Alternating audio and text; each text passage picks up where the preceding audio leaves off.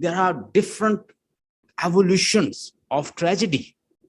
Tragedy भी एक evolutionary process में आई है, और अब ट्रेजिडी की शक्ल क्या बन गई कि कैरेक्टर्स जो हैं वो एक और ही फेज में दाखिल हो जाते हैं। जब ट्रेजिडी आई, अगर हम एंटन चेखव का चेरी ऑर्चर्ड देखें तो चेरी ऑर्चर्ड के अंदर क्या होता है, ट्रेजिडी आई मैडम रेनम्स्काय के ऊपर। तो रेनम्स्काय क्या करती है, वो जगह को छोड़ के फ्रांस चली जाती है। जब फ्रांस में अब्यूसिव लवर धोखा दे देता है तो वहां से फिर वापस आ जाती है रशिया के अंदर। रशिया में फिर जब चेरी ऑर्चर्ड बिक जाता है तो फिर अब्यूसिव लवर के पास फ्रांस चली जाती है। They are changing their places, they are getting solution. तो ये है पोस्ट मॉडर्न एज की ट्रेजिडी, जिसके अंदर और उसमें मल्टीपल नरेटर्स होते हैं, मल्टीपल कैरेक्टर्स और उनकी वॉइसेस होती हैं। वहां पे एक वॉइस ही डोमिनेट होती है एंशिएंट ट्रेजिडी। यहाँ पे मल्टीपल थीम्स नजर आएंगे, multiple themes, symbolism, stream of consciousness और non linear theme. Non linear इसके अंदर प्लॉट और उसमें linear plot. Unity of action, unity of time, unity of place, no unity of action, no unity of place, no unity of time. I hope you got the point. अगर आपको इन दोनों में लिखना पड़े तो आप इसमें लिख सकेंगे कि यूनिटी ऑफ टाइम को ऑब्जर्व किया जाता था, यूनिटी ऑफ एक्शन को, यूनिटी ऑफ प्लेस को, जबकि यहाँ पे ऐसा नहीं है, नॉन लीनियर है, mind base, brain base research के ऊपर लिखी जाती है। और जैसे कि विलियम जेम्स ने स्ट्रीम ऑफ कॉन्शियसनेस का कॉन्सेप्ट कॉइन आउट किया था, तो उसके ऊपर भी लोगों ने काम करना शुरू कर दिया। मीन न्यूरोसाइंस से रिलेटेड, साइकोलॉजी से रिलेटेड जो कॉन्सेप्ट हैं, जदीद कॉन्सेप्ट हैं, उनके मुताबिक वर्क हो रहा है। और आज की जो एप्स बन रही हैं वो भी आपके कॉन्शियस और सब कॉन्शियस माइंड को सामने रख के बनाई जाती हैं, इसलिए हम ऑटो पायलट हो रहे हैं। हम मीडिया को पकड़ते हैं कि हम इसको कॉन्शियसली यूज करेंगे, लेकिन उधर से वो भी ब्रेन रिसर्च बेस है, research backed by research app बन रही हैं। तो वो क्या करती हैं, हमारे माइंड को ऑटो पायलट बना देती हैं। हम 5 मिनट के लिए मोबाइल पकड़ते हैं तो देखते हैं कि वो घंटा हो गया, हम वो पकड़े हुए हैं और वो हमारे ब्रेन के साथ खेल रहा है। So no social media apps that is being operated by psychologist, neuroscientists and backed by research based apps, and these apps are making our life autopilot, और वो हमारी लाइफ को ऑटो पायलट बना रही हैं। Let's see. Subscribe our channel and I hope you'll be learning a lot of knowledge related to psychology, neurology, biology, or linguistic, literature, anthropology, every knowledge you will be having over here. We're not mere giving information, we bring our student with knowledge. So just subscribe our channel, the ESL Academy, where we're teaching linguistic, literature, biology, neurology, psychology, NLP, neuroscience, and even anthropology. So join hand with us, subscribe and share with your friend so that maximum people join us. So let's start our today's lecture. In today's lecture, you are going to learn C line-to-line text by Edward Bond, and then we'll see reference to the context, character sketch of the Mrs. Rafi. Let's start. Reference to the context को देखते हैं। मैंने आपको बताया था कि जो lines हैं, उन लाइन्स को आप गौर से पढ़ेंगे और ये बताएंगे कि ये लाइन्स कहाँ से ली गई है। रेफरेंस में हमने बताना है कि ये जो पीस ऑफ एक्सट्रैक्ट है या पीस ऑफ टेक्स्ट है, ये कहाँ से लिया गया है। उसके बाद आप कॉन्टेक्स्ट बताएंगे और एक्सप्लेनेशन के अंदर आपने बताना है कि प्लेस कौन सी थी, कौन सा बंदा किससे बात कर रहा था और उसका कॉन्टेक्स्ट क्या था और वो एक दूसरे से क्या बात कर रहे थे। आई hope you got the point. Context के अंदर आपने जस्ट बताना होता है कि ओवरऑल उसको आपने समराइज करना होता है, उसी जो टेक्स्ट है, ठीक है, उसका कॉन्टेक्स्ट एक बना देना होता है उनसे रिलेटेड, कि यहाँ पे ओवरऑल उसको उसका थीम समराइज कर देना है, ठीक है। लेकिन एक्सप्लेनेशन उससे डिफरेंट है। आजकल के टीचर और स्टूडेंट क्या करते हैं, चूंकि उनको उनके कॉन्सेप्ट क्लियर नहीं होते, वो क्या करते हैं, वो कहते हैं कि इसमें समरी लिख देना और एक्सप्लेनेशन में जो दिल करे लिख देना। इस तरह अच्छा नहीं लगता, अगर कोई पढ़ेगा नहीं तो वो तो नंबर दे देगा, लेकिन अगर पढ़ने वाला हुआ तो वो कुछ ना कुछ उसको जरूर देखेगा। उसको थोड़ा सा समराइज करें, उसका कॉन्टेक्स्ट बयान करें, पहले आपको जो लाइंस दी गई हैं, और एक्सप्लेनेशन में ये बताएं कि प्लेस कौन सी थी, कौन सा बंदा किससे बात कर रहा था और चल क्या रहा था, ये आपने बताना है। कौन सा बंदा किससे बात कर रहा था, चल क्या रहा था। सो लेट्स सी, यहां पे हम देखते हैं। Hurrah, the guns, the army knows you are here, the whole country is turning out, will smash you। मुझे बड़ी खुशी हो रही है, हैच कह रहा है कि तुम लोगों को आर्मी ने भी पहचान लिया है और सारा कंट्री उठ खड़ा हुआ है और वो हम तुम्हें स्मैश करके रख देंगे, वो विल स्मैश यू। कि तुम विल्ली और कॉलन दोनों एलियन हैं, किसी और प्लेनेट से आए हैं। इसके अंदर भी एक स्टाइल है कि लोग अपने सब्जेक्टिव रियलिटी को देखते हैं, अगले की रियलिटी को नहीं देखते। मतलब मेरा अकीदा, मेरे आइडियाज, मेरी आइडियोलॉजी, मैं सोशलिस्ट हूं, मैं कैपिटलिस्ट हूं, मैं कम्युनिस्ट हूं, मैं रिलीजियस डॉगमेटिक हूं, फंडामेंटलिस्ट हूं, या मैं किसी खास रिलीजन का फॉलोअर हूं, या मैं एग्नोस्टिक हूं, तो आप लोग क्या करोगे, मुझे लाइक नहीं करोगे, एज अ ह्यूमन नहीं देखोगे आप मुझे, मेरे मजहब से, मेरे अकीदे से, मेरे क्रीड से, मेरे कलर से, मेरी रेस से, रेशियल कंसेप्ट से आप मुझे देखोगे और मुझे एलियन कंसीडर करोगे। आपको यहाँ पे एडवर्ड बॉन्ड यही बताना चाह रहा है कि लोग दूसरों को लाइक नहीं करते, मेयर किस लिए, कॉन्सेप्ट डिफरेंट है, अकीदा डिफरेंट है, कलर डिफरेंट है, रेस डिफरेंट है, यानी उसके अलावा वो कोई थियोलॉजिन है, वो रिलीजियस मैन है, या वो अरिस्टोक्रेट है, या वो किसी और सोसाइटी के स्ट्रेटा से ताल्लुक रखता है, तो आप उसको एलियन ही समझोगे। यहाँ इसके अंदर भी एक स्टायर है। These lines been taken from the C. Edward Bond. Excuse me, sir. Yes. Sir आपकी जो पिक वैनिश हो गई है, कहीं नजर नहीं आ रही आपको। इनफैक्ट लाइट चली गई है और मैं वैसे ही पढ़ा रहा हूँ, आप इसी पे इत्तेफाक करें। अब the lines come from the opening scene. Willy, Willy जो है वो अब आवाजें दे रहा है। अब इसका कॉन्टेक्स्ट तो यही बनेगा, विल्ली क्या कह रहा था, विल्ली कॉलन उसका दोस्त डूब गया है और वो आवाजें दे रहा है, और पहले वो किसके पास, जब सम हो वो किसी तरीके से वो सी से बाहर आ जाता है। जब वो बाहर आता है तो सबसे पहले उसे हैच मिलता है, और वो ड्रंकर्ड है, वो शराब पी रहा है। वो कहता है जी आज मैंने शराब पी है, अगर तुमने भी शराब पीनी है तो ये लो शराब पी लो, बोतल पी लो, आज मैंने सारा दिन शराब पी है। और वो उसे कहता है मेरा दोस्त डूब रहा है यार, और तुम मेरी हेल्प करो। वो आगे से कहता है शराब पीनी है तो ये बोतल लो, और मैंने आज बहुत शराब पी है।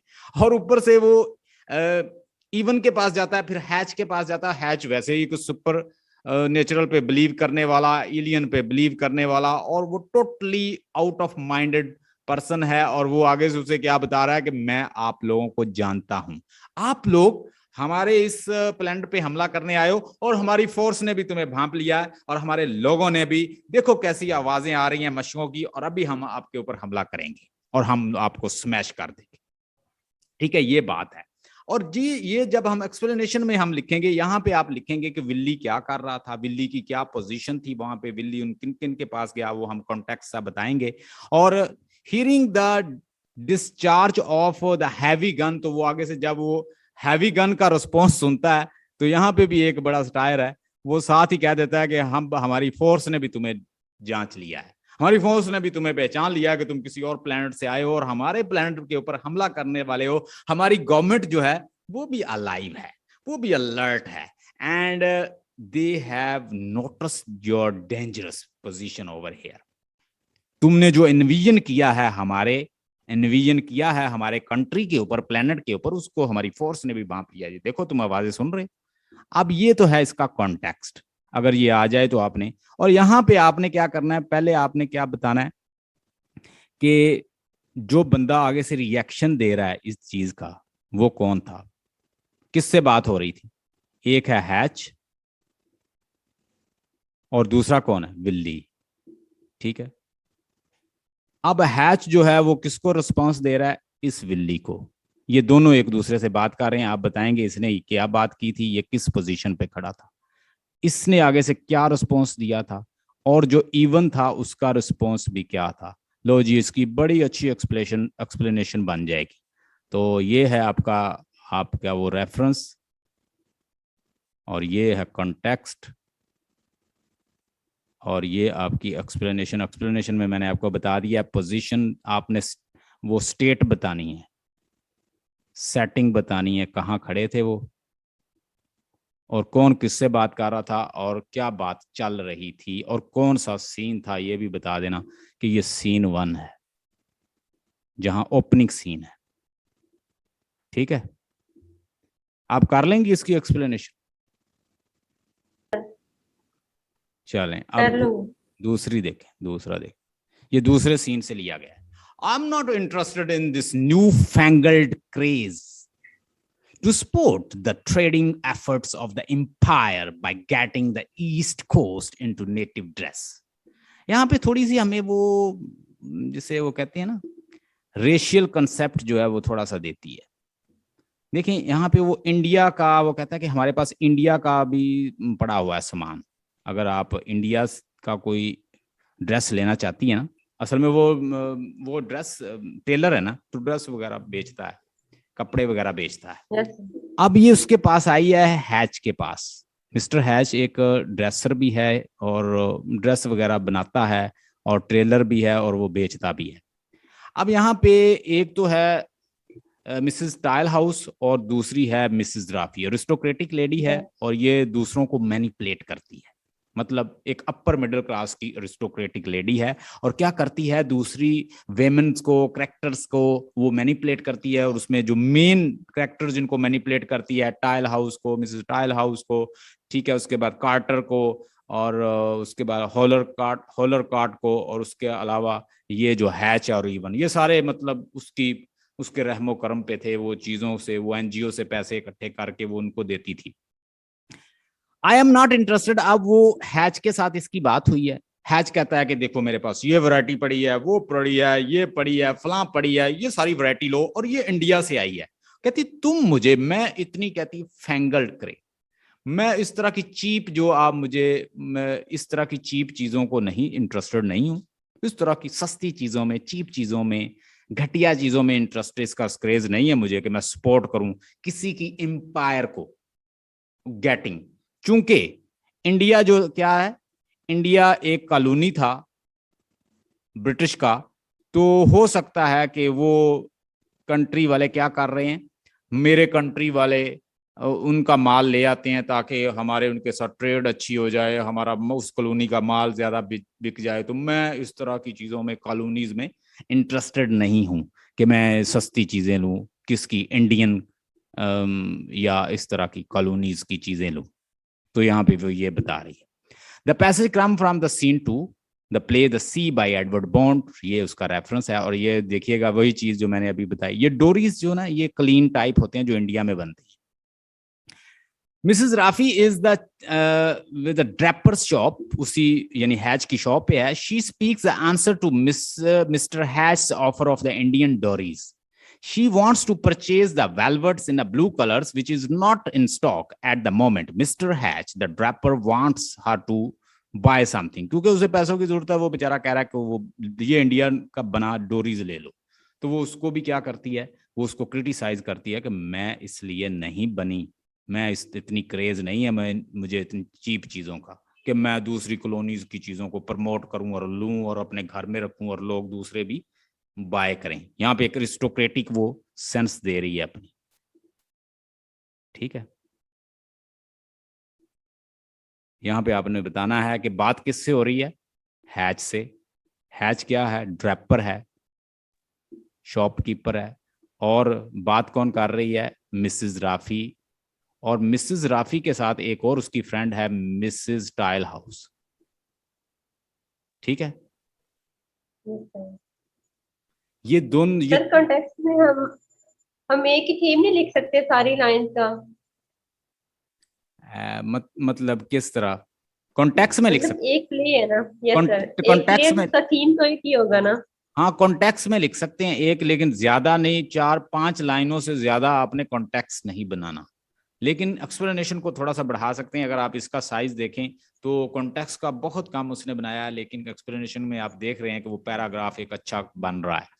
तो इसमें इसका ओवरऑल एक ही थीम मतलब याद कर ले एक प्ले का, एक ही कर लें, कॉन्टेक्स्ट में लेकिन लिखना। उसको रिलेट उन लाइनों से ही करें। जो भी आपने थीम ओके लेना है उसको रिलेट उस लाइनों से के साथ कर देना है।